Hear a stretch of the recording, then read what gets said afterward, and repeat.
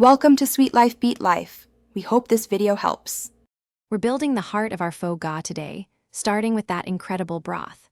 Charring the onion and ginger truly deepens their flavor, adding a crucial aromatic base to the stock. Then, you'll add your whole chicken to a pot with plenty of cold water, bringing it slowly to a boil. This gentle process helps draw out all those wonderful chicken flavors, setting the stage for a rich, clear broth that's absolutely essential for authentic pho. A clear broth is key for faux ga, so remember to carefully skim off any foam that rises to the top. After that, let your chicken gently simmer, allowing the flavors to meld beautifully. Around this time, you'll introduce your specific spices and seasonings, including rock sugar and fish sauce, which balance the flavors perfectly. Don't forget the aromatic spice sachet. It's what gives pho its distinctive, comforting fragrance and warmth. Once your chicken is tender, carefully remove it from the simmering broth.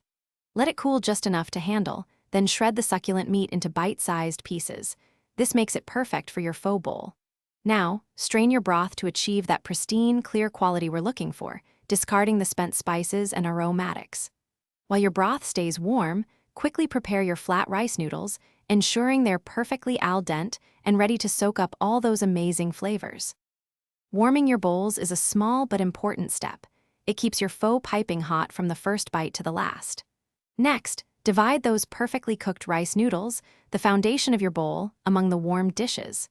Then, generously layer in your shredded chicken, ensuring everyone gets a good, satisfying portion. This careful layering builds a beautiful base, ready for the fragrant broth we've worked so hard to create.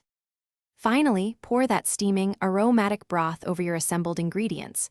Watch as the noodles and chicken come alive in the rich liquid.